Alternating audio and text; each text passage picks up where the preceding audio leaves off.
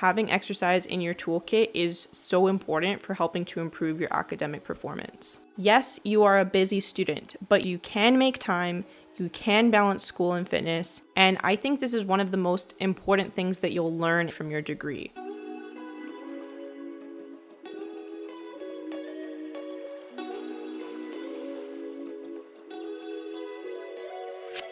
Hi everyone, welcome back to the Always Active podcast, the show that empowers you to lead an active lifestyle.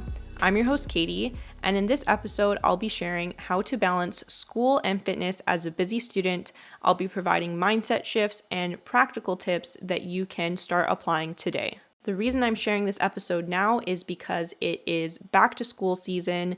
If you're anything like me, you find this to be an exciting time where you have a new routine, new goals, and it really does feel like a fresh start. This episode is mainly intended for busy college, university, and grad students, and these tips could even be applicable to you if you are a high school student. It's no secret that it's a challenge to balance school and fitness, maybe even a job, and all of your other life commitments as a student. Some of the unique challenges that students face include having a lack of time, a lack of energy, and a lack of motivation due to facing some high academic stresses. And not to mention, this is all with the understanding that we're doing so on a student budget. And for these reasons, there's evidence to suggest that physical activity rates decline among students during their transition from high school to college. But despite these statistics, you absolutely can be active and prioritize your fitness as a busy student. Of course, different students have different demands, and it may be easier for some students than others to balance fitness in school, but no matter your situation, being a student and balancing fitness is challenging, so today I will be sharing tips that you can apply regardless of your situation. If you haven't already listened to episode 9 of the podcast, which is how to work out when you have no time, definitely listen to that one after you listen to today's episode. I'm going to be referencing this episode a lot, but I'll be giving student-specific examples. So I hope you're as excited for this episode as I am, episode 15, and without further ado, let's get psyched to move.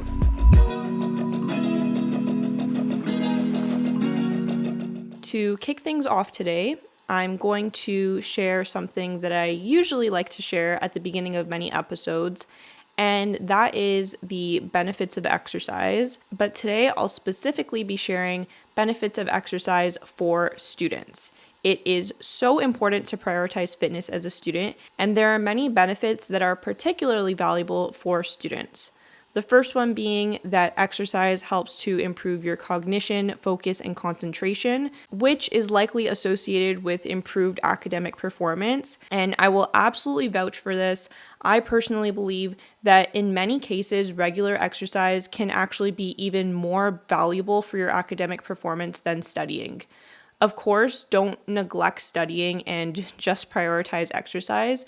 But having exercise in your toolkit is so important to help you to boost your academic performance, so I really encourage you to use it. Another benefit would be improved mood and mental health, along with reduced stress, which, as we know, because of the academic stresses that students face, it can be important to help mitigate this stress by completing a mood-boosting workout. The next benefit that is important for students is that exercise helps to improve their sleep and energy levels. Getting enough sleep is so important for students because this is helping to prime your brain for focus and keeping you alert when listening to lectures and when studying.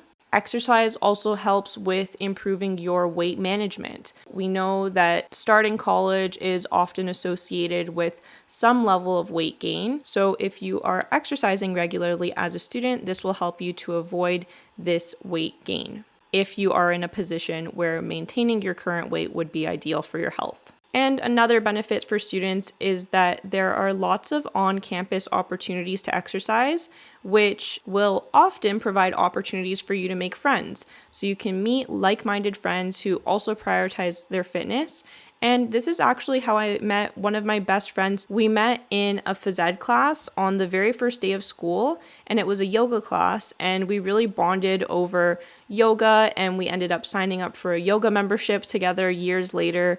So especially if you are a first-year student looking to make friends, there are lots of ways to meet other people through these different physical activity opportunities offered on campus. So those are the main benefits that I think are important for students. And if you'd like a more detailed explanation of more benefits of exercise, be sure to listen to episode 5. Now I want to chat a little bit about my experience balancing school and fitness as a student, kind of where I'm coming from, my qualifications to be able to speak on this topic. I'm going to be sharing what I've learned through over a decade of experience as a high school, undergrad, and grad student. I'll just be briefly touching on the different stages of my fitness journey throughout school, but if you'd like a deeper dive into my full fitness journey, be sure to listen to episode 2.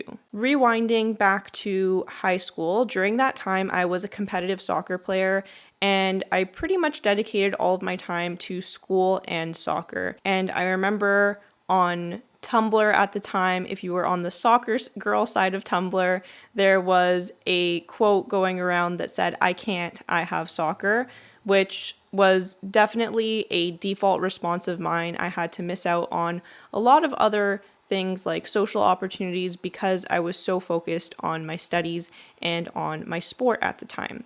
I was training 5 to 6 times a week, and this is also where I started group fitness training and learning a little bit more about strength training. Also during high school, I was on the cross country and soccer teams at school, and I did independent workouts, including home workouts. I had a free teen summer gym membership, and I also worked out at the weight room at my school.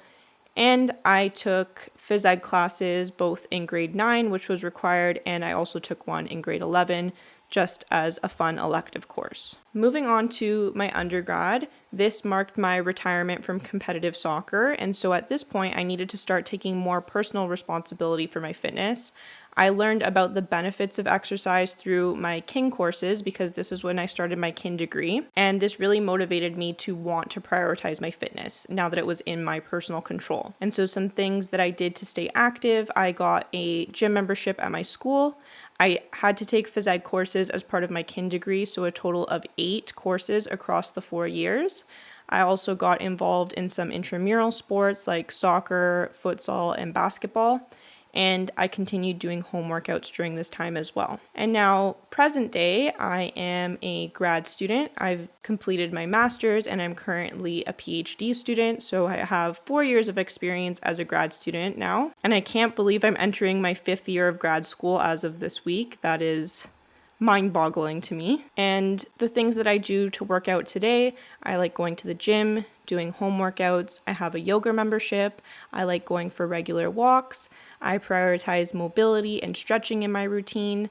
I play soccer in the summers, and I also like to golf. At this point, my routine is very different from what it looked like during my undergrad, just because grad school is more like a full-time job and I work from home. But with that being said, I do still continue to prioritize both school and fitness. So as you can see, all throughout my education, I've managed to balance regular exercise and maintaining a high GPA. So that's where I'm coming from, and hopefully that gives a little bit of credibility to the tips that I'll be sharing. So now that I've shared a little bit of a background in terms of the importance of exercise for students, along with my personal experience, I'm going to move on to sharing the tips to balance school and fitness. But as always, before we can go into the practical tips, I'll be sharing the mindset shifts that we need to undertake, because having these mindset shifts is so crucial. We need to have the right mindsets in place before we can actually take action, because this is the foundation of our actions in the future. Again, I'll be repeating the mindsets that I shared back in episode 9, but this time around, I'll be giving some student-specific examples. So the first thing we need to understand is that the amount of exercise we need to do is less than we might think. Everything we do counts and adds up, and if we want to do the bare minimum of exercise in order to achieve health benefits, we would only need to complete 210 minutes of exercise per week, which includes 150 minutes of moderate intensity aerobic physical activity and 60 minutes of strength training activities. And these 210 minutes of the week account for just 0.02% of your week. We don't need to do a lot in order to experience the health benefits that I shared earlier. So rather than taking an all or nothing approach, thinking that you need to be working out at the gym 7 days a week in order to achieve the benefits, that is not the case. We just need to do a little. And if we actually compare this amount of time that we need to exercise to the amount of time that we are in classes per week, the amount of time is pretty minimal in the grand scheme of a week, but it is very important so that we can experience these health benefits. The second mindset shift we need to undertake is we need to view physical activity as being something that is enjoyable. So do activities that you like. There are all sorts of fun on-campus opportunities to exercise. And something else that can make physical activity more enjoyable is going with a friend from your school. Again, like I said, this is a great way to meet other people and also to grow your friendships if you work out together. The third key mindset shift is to determine what a realistic workout routine looks like for you, even if it doesn't look like what you think a quote unquote ideal routine should look like. Even if it doesn't look like what your favorite fitness influencer is doing, because this person is likely dedicating their whole life to being a fitness influencer and they don't have the challenges of being a student to worry about. So understand what is realistic for you in your program of study and what works with your class schedule. The fourth thing we need to do is prioritize fitness. We need to rearrange our values and make fitness a non-negotiable in our routine, which might mean making sacrifices sometimes. This is something I've had to do all along my fitness journey throughout high school, undergrad, and my grad studies. It could mean missing out on social opportunities or not going to a party or staying in on a Saturday night to study. I never said this journey was going to be easy, but it will absolutely be worth it. Also, yes, fitness should be a priority, but acknowledge that it might not be your number one priority right now or ever, and that's okay. School should be your main priority right now, and you can make fitness more of a priority at another time in your life, or you can always keep fitness as your number 2 or 3 priority. Like I said, you don't need to dedicate your whole life to working on your fitness. You can have other priorities in your life.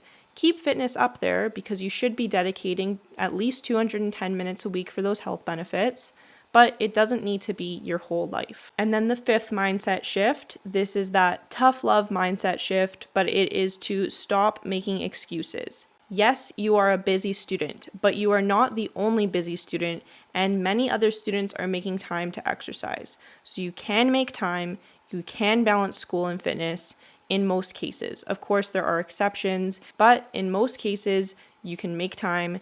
Remember, you just need to dedicate 0.02% of your week to exercise, so you really need to change your beliefs, and in doing so, that will help you to balance school and fitness. All right, so now that we've undertaken these mindset shifts, let's move on to some more practical tips. Again, I'll be pulling those strategies that I shared in episode 9 and giving some student-specific examples.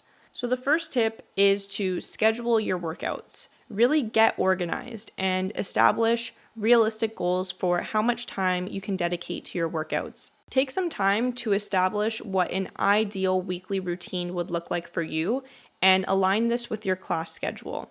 And if you include exercise in your weekly routine, this is going to help to make it a habit. When you're doing this, make sure to choose a time of day to work out that works for you and your energy levels.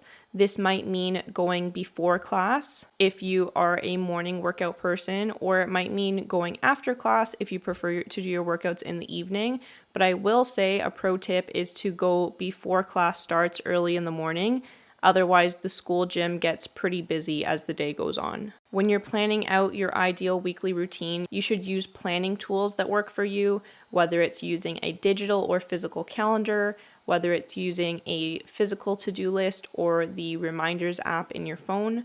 I like to use Notion and Google Calendar. These are great resources. And I've actually created a resource for you to plot out your weekly schedule where you can input your classes, your workouts, and other commitments. I used a similar tool to this during my undergrad, so hopefully this is helpful for you. It'll be linked in the show notes. I don't use this strategy anymore, but what I do instead is I use time blocking in Google Calendar. So I'll input time blocks for school, for other life commitments, and for my workouts. And something that's important to note here when planning out your ideal week is make sure to include sleep, make sure you are getting enough sleep each night. That is so important as a student. So once you have this ideal week in place, either by completing the worksheet that I created or by time blocking in a calendar, this can kind of be your default routine that you come back to week after week.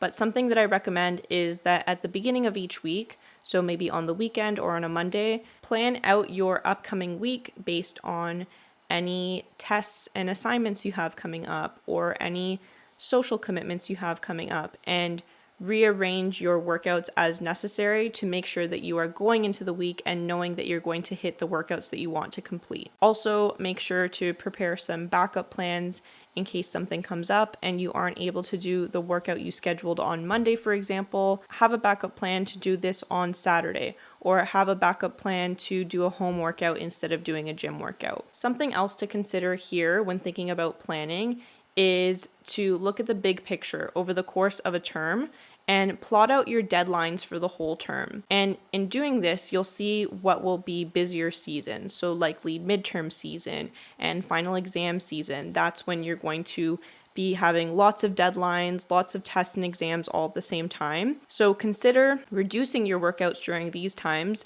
Maybe you can program in a deload week, for example. And outside of these busy seasons, that's when you know you can prioritize fitness more. So maybe you can plan on going to the gym 4 times a week during these less busy seasons, and then maybe only 2 to 3 times a week during your exams. I really recommend that even during your busy seasons, you are continuing to work out. You might just not be quite as committed. You might not be able to spend as much time, but these workouts will help you with your energy, your focus, and your stress levels, which is super important, especially during exam season. Thinking back to my undergrad, I absolutely continued to do workouts. Even if it was just a 10-minute home workout, I still did those during my busy seasons because it helped me to stay focused. It gave me an energizing break from studying. And like I said, having exercise in your toolkit is so important for helping to improve your academic performance. Now, as a bonus tip here, this isn't specific to working out, but it is to strategically plot your courses. So I know if you are in your first or second year, you might not have quite as much flexibility in the courses that you can choose. But if you are in the upper years and you have a little bit more flexibility, really think about how you can strategically optimize your schedule in a way that works best for you. So for example, I would find the courses that lined up so that I could get at least 1 day off, if not 2 days off per week. And then I was attending all of my lectures, tutorials, and labs on the other days of the week. And this is really helpful because it limited the amount of times that I needed to commute to campus. And then the days that I had off were strictly dedicated to studying and I would work from home. Something else that I like to do is I would take summer school courses. So that way this could free up my workload during the term. Instead of having to take a full course load with 5 courses, I would just take 4 courses per semester during the fall and winter terms. Another tip here, this was actually suggested by one of you when I asked on my Instagram for your tips to balance school and fitness, is to try to plot your schedule around your preferred workout times. So if you know there are specific times of day that you like to go to work out at your school's gym, or if there's specific workout classes that you like to attend, then try to plot your classes around those so that way you can get in those workouts that you like to do. I had never thought of this, but I think that's a really interesting and helpful tip.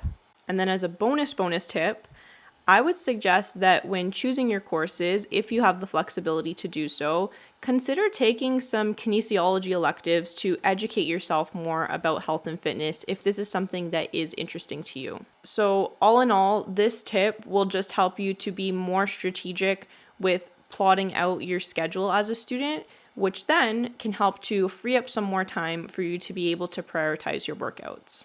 So moving on to the next set of practical tips. These are all going to be time management strategies. Time management is such a crucial skill that you will develop as a student, and I think this is one of the most important things that you'll learn and take away from your degree. So here are some time management techniques that you can apply to both your studies and to your workouts. The first tip is to set boundaries. So when you are setting aside this time to do workouts or you're setting aside time to study, that might mean saying no to other things. So that might mean saying no to some social events. It might mean saying no to studying if you've blocked out this time to work out, or saying no to working out if you blocked out this time to study. Setting boundaries is so important. The next tip is to set time limits. Parkinson's law states that work expands to fill the time allocated for its completion, which means that if we've dedicated 3 hours to completing a task, then it will likely take us the full 3 hours. But if we've only dedicated 2 hours to completing that task, then we might actually complete that same task within the 2 hours because we've set a time limit for ourselves. So think about how you can incorporate this into your studies. And also think about how you can incorporate this into your workouts. This might look like working out before or between classes. So if you know you only have an hour between 2 classes, then you're setting that time limit for yourself to get into and out of the workout and then back to class by a certain time. Maybe you want to sign up for group fitness classes. This is a built-in time limit because the group fitness class will probably only take up to an hour to complete. And it might also look like setting time limits for your workouts. So let's say you're the type of person who really enjoys working out. If you wanted to, you could work out at the gym for 2 hours at a time. Set a limit for yourself. Tell yourself that even if you don't complete all your exercises, you need to finish your workout by this time, and that will help you to better manage your time. The next time management tip is to limit distractions. So really focus and be efficient with your time when you have dedicated it to studying or to working out. This could look like putting your phone on Do Not Disturb. It could look like deleting social media off your phone. This is something I continue to do on a regular basis. I delete Instagram off my phone every single night, and I only reinstall it when I actually have a desire to go on the app. So this adds some friction to using the app rather than subconsciously just clicking on it and scrolling mindlessly. I'm only going to use it if I actually want to access the app, if I actually want to respond to a message or share something. And I find that by doing this, it really decreases the amount of time that I spend on the app. And then another way to limit distractions would just be to limit your responses to emails and texts. So not being readily available instantly to respond to a message. You can take a couple hours, you can take a day to respond to a message. It's not urgent. And by doing this, limiting distractions, you're going to be more efficient with your studies and with your workouts. Another time management tip is to establish rituals. So this helps to make your workouts and your studying a more automatic process. So a workout ritual might look like closing your laptop, walking to the gym, drinking some water, and then starting your workout. That's the sequence of habits that you do before your workout. A study ritual might look like making yourself a cup of coffee, putting on your glasses, opening your laptop, and getting to work. And in doing this, you are building habits together, creating a ritual, making it more automatic, and saving time. The next time management tip is to eat the frog. If you didn't listen to episode 9 and you haven't heard of this before, this means completing more challenging tasks before you complete easier tasks, which helps you to take advantage of your peak energy levels. So, if you find studying to be a challenging task, you may want to study in the morning and then work out in the evening. Or if you find working out to be a more challenging task, then that might look like working out first thing in the morning and then studying and going to classes during the rest of the day. Do what works for you. And then the final time management technique is to practice pre-commitment. So this means prepping things ahead in order to limit your options in the future.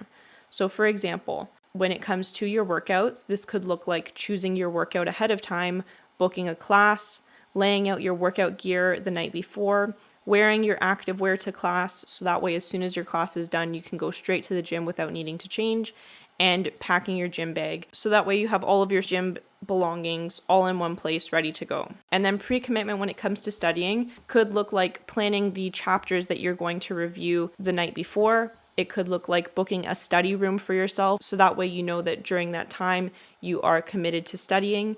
and it could also look like packing your school bag ahead of time. Next up, I'll be sharing some time-saving workout strategies. So the first time-saving strategy is to do efficient workouts, so that way you're making the most of your time during the time that you've dedicated to working out. So for example, this looks like prioritizing compound exercises over isolation exercises, including HIIT cardio in your routine rather than lower intensity cardio, which takes longer to complete, doing simple workouts and avoiding complex, time-consuming styles of training, and doing full body workouts a couple times per week, which will be more efficient than doing a body part split where you work out different body parts on different days. Another time-saving strategy specific to students is to do on-campus workouts. So this will help you to save time by eliminating the commute to the gym or to a studio.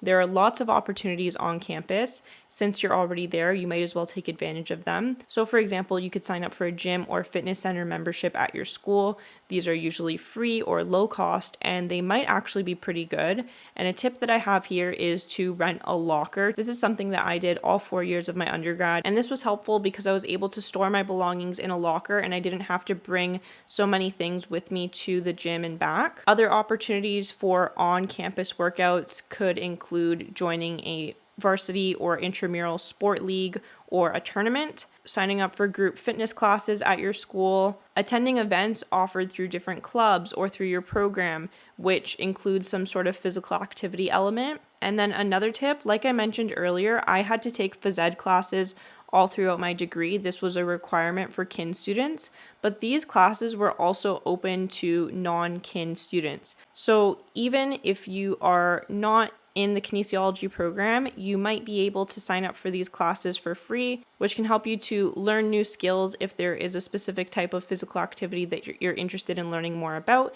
and it can help you to have pre-scheduled exercise in your routine each week. The next time-saving strategy is to do home workouts, which will save you travel time, and you can follow along to YouTube videos online or just do your own body weight workouts. Another strategy is to do mini workouts throughout the day. So rather than having to dedicate a full hour to working out, you can break this up throughout the day and maybe do a couple of 20-minute walks throughout the day. Even taking the 10 minutes between classes to walk around or do a short workout will add up and help you to boost your activity throughout the day. And then a bonus tip I wanted to include here is not about having efficient workouts, but it is about studying efficiently. So be more efficient with your study time, and this will help you to free up more time to exercise.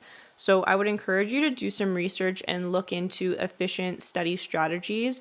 Some of the main strategies that I recommend would be doing active recall. So this usually involves creating your own flashcards and then testing yourself with these flashcards. Also, completing practice tests is an effective study strategy. And I also recommend finding a study group or a study buddy to go over course material with, because that way you can teach the material to each other and ask questions, and it's a more active study strategy. Some study strategies that I would suggest you avoid would be things like highlighting the textbook, rewatching lectures, rereading your notes passively. These are all much less efficient strategies, so avoid these, prioritize the active learning strategies, and do some research into what this could look like for you. This next set of tips is all about incorporating multitasking workouts into your routine, which means doing multiple activities at the same time, including a task that you need to do as a student, plus exercise. So some examples here. The first would be combining walking to your class with wearing a weighted backpack. So you don't even need to put weights in your backpack. I'm sure if you just put your gym belongings and your books and laptop and things like that, that could be heavy enough. And that is helping to turn your walk to class into a little bit more of a workout. The next way to multitask is by combining commuting and walking. So if you live near or on campus, then you can incorporate active transportation into your routine. The next would be combining weighting with body weight exercises. So there are different situations when we might need to wait, like waiting outside of your lecture hall for the class to start and for the doors to open, or waiting at a bus stop. You can do things like even calf raises on the spot or pacing back and forth, and that can help to increase your activity. You can also combine socializing with doing some sort of workout, like joining a sports team or going for a walk with your friend or doing a workout with them. You can combine taking a study break with doing a mini workout. This is called productive meditation, where you take an active study break and you can focus on a problem and brainstorm solutions while you are doing some sort of physical activity. For me, I like to do this on a walk. And then some other potential tasks that you could combine with a workout would include meeting with a study group, watching or listening to lectures, reviewing flashcards, and practicing presentations. All of these don't need to be done sedentary. You could combine this with doing some sort of physical activity. And then the last tip I have for you is to make your day harder and increase your NEAT, which is your non-exercise activity thermogenesis. And if you haven't heard me explain what this is before, this is all of the energy that you expend throughout the day, excluding exercise and sleep. And so there are lots of little ways that you can sneak in physical activity and increase your NEAT. For example, you could take the stairs or speed walk to get around campus. As a bonus, I always like to challenge myself by taking 2 stairs at a time when getting around campus. It would help me to get to my classes faster. If you're driving to campus, you could park in a parking lot that is further away from your class. If you're taking public transit to school, you could get off a couple of stops early to increase the amount of active transportation that you're doing. And then the other way that you can make your day harder as a student is by taking a longer route to get to your classes or to get to school. So those are all the tips that I have for you to balance school and fitness as a student. And to wrap things up, I'll read out our community responses. I asked you some questions over on Instagram at all.ways.active, all about how you currently or previously balanced school and fitness. So the first question was, are you currently a student? 38% of you said yes in college or university. 33% of you said no, but I was recently. 29% of you said no, and I haven't been recently. And none of you said that you are high school students. So most of you are current or recent college or university students. So hopefully these tips feel relevant to you. And even if you aren't a student anymore, you can still apply many of the tips I shared in this episode to your specific job or lifestyle. The next question I asked was, which benefit of exercise do you think is most valuable for students? 62% of you said reduce stress, so a majority there. 21% of you said improved sleep. 14% said improved focus, and 3% said an opportunity to make friends. So I thought it was interesting that most of you chose reduced stress. I think these are all important benefits of exercise, but I personally feel that the improved focus was the most important student-specific benefit for me. But it's important that you are picking out the benefits that are most meaningful to you, really finding your why, because that is what's going to motivate you. The next question was, how well did you or do you balance school and fitness as a student? And I provide options on a scale ranging from not well at all to extremely well. And the average response was literally right in the middle. So on average, somewhat well. And there was a big mix of answers on the high, middle, and low ends of this scale. So hopefully, if you are on the lower end of the scale, feeling like you don't balance school and fitness very well as a student, after listening to this episode, the mindset shifts and tips that I shared will help you to better be able to balance school and fitness as a student. And then the last question I asked was, what are your tips for balancing fitness and school? I got lots of responses on this question, which was awesome. A bunch of you said that scheduling your workouts is important, so schedule a time to work out and stick to it, schedule it, make a schedule and stick to it no matter what. And I would say, yes, absolutely, planning is so crucial, and that's why I included it as the very first tip. The next tip was to try to coordinate class and tutorial schedules around optimal gym windows through the day. So I had shared this earlier when talking about strategically plotting your classes, but I think this is such a great tip to consider scheduling your classes around your workouts if you can, or vice versa, schedule your workouts around your classes. but it is important to be able to include both within your ideal week. The next response was go with a friend. Even if you don't work out together, having a shared schedule helps. Find a friend, you can go to the gym at the same time and either work out together or do separate things. But the important piece here is the accountability. That's the main benefit of going with a friend. The next response was take time to move around and walk, even if it's just for 5 minutes. And I completely agree. Even moving around between classes is great because every little bit of exercise that you do counts and it all adds up. The next response was anything more than 1.5 hours is too much, could be even less. And again, I agree, you don't need to spend a long time working out. Set those time limits for yourself if you are the type of person who can work out for hours on end. Cut it off after a certain amount of time. Establish the amount of time that you can realistically incorporate into your routine each day and week. The next response was to do it early or late in the day. And I would say absolutely make sure to find the time of day that works for you and your schedule and your energy levels to work out. And then the last response was to address the other distractions that happen throughout the day that end up leaving no room to exercise.